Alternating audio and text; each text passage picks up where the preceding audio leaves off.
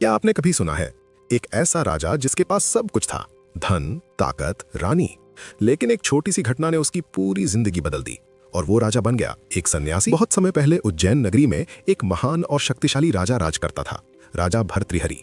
वो बहुत न्यायप्रिय और दयालु था। उसके राज्य में हर कोई खुश था, लेकिन राजा की एक सबसे बड़ी कमजोरी थी। वो अपनी रानी से बहुत ज्यादा प्रेम करता था। रानी का नाम था पिंगला। राजा उसे अपनी जान से भी ज्यादा चाहता था। एक दिन एक महान साधु राजा के दरबार में आए। उन्होंने राजा को एक चमत्कारी फल यानी अमर फल दिया और कहा, हे राजा, जो भी इस फल को खाएगा वो हमेशा जवान और स्वस्थ रहेगा।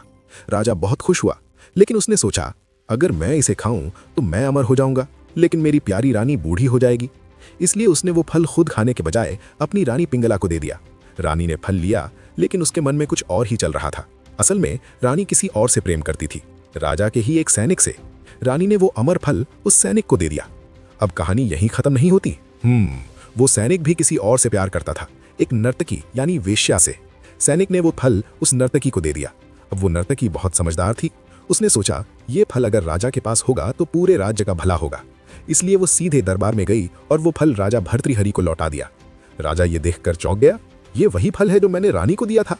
अब राजा ने पूरी सच्चाई पता लगाई और जब उसे सच्चाई पता चली तो उसका दिल पूरी तरह टूट गया।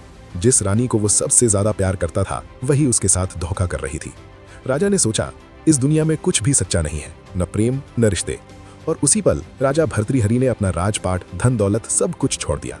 वो बन गया एक सन्यासी। वो जंगलों में चला गया और भगवान की भक्ति में अपना जीवन बिताने लगा।